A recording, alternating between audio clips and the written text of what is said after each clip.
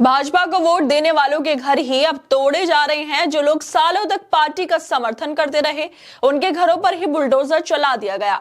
मालवीय नगर में सड़क चौड़ीकरण के नाम पर जिन परिवारों ने पार्टी के लिए मेहनत की, जिन्होंने हर चुनाव में भाजपा को जीत दिलाई, उनका घर अब तोड़ दिया गया। लोग अब सड़क पर खड़े होकर रो रहे हैं, कह रहे हैं हमें भी मार दो, हमारा घर तबाह कर दिया, अब हम कहां जाएं।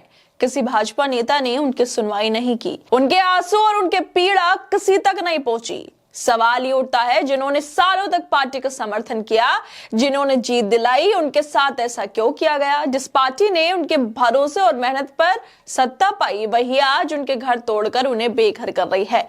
क्या भाजपा के लिए जनता से वोट बैंक थी, या उनके घर, उनकी मेहनत और उनके अधिकार भी महत्वहीन हो गए।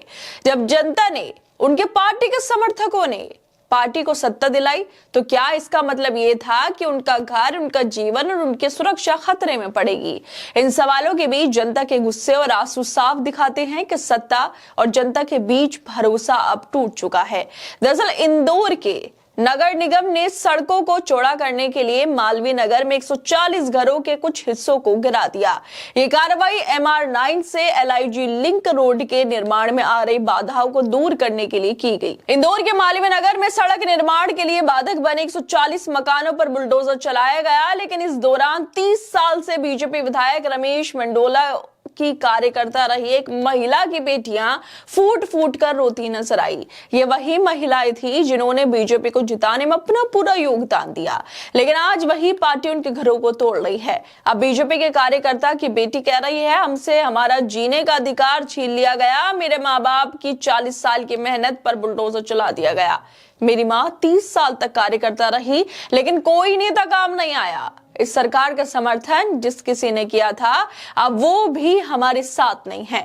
उस महिला की बेटी आगे कहती है, बुलडोजर चलाने के बाद सबकी आंखों में आंसू थे, लेकिन मदद के लिए कोई नहीं आया। ऐसा धोखा क्यों दिया बीजेपी वालों ने अपने समर्थकों को, कि कोई देखने भी नहीं आया, अपने कार्यकर्ताओं को। क्या बीजेपी बस अपने कार्यकर्ता का इस्तेमाल कर रही है, लेकिन घर भी उनके ही तोड़े जाएंगे।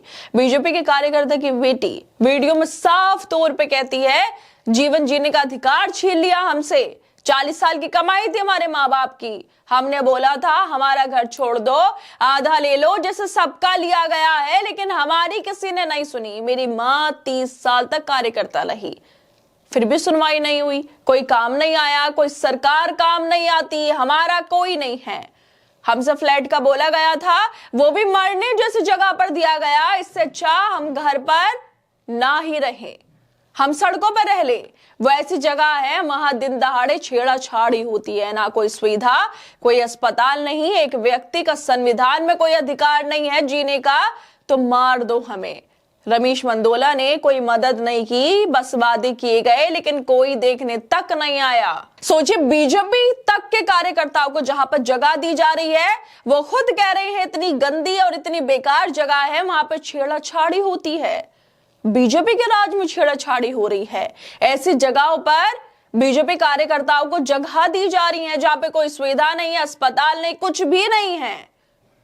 जब दूसरे लोगों के घरों पर बुलडोजर चलता है, तो यही बीजेपी वाले इसे कानून का राज भी बताते थे और खुश भी होते थे कि जो हो रहा है वो सही हो रहा है।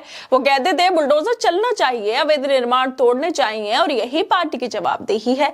लेकिन अब वही बुलडोजर उनके अपने समर्थकों के घर तक जब आ गया, तो वो लोग रोने लगे, कहने लगे जहाँ फ्लैट दे रहे हैं वो बहुत बेकार जगह है, हमारा कोई नहीं है, कोई साथ नहीं आता, कोई पार्टी साथ नहीं देती।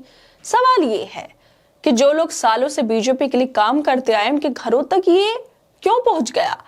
कि यही पार्टी की वफादारी और मेहनत है जिसको लोग सालों तक सराहते रहते हैं। क्या अब भी वही लोग बीजेपी नेताओं से भरोसा और न्याय की उम्मीद रखेंगे, या ये घटना उनकी आंखें खोलने वाली है?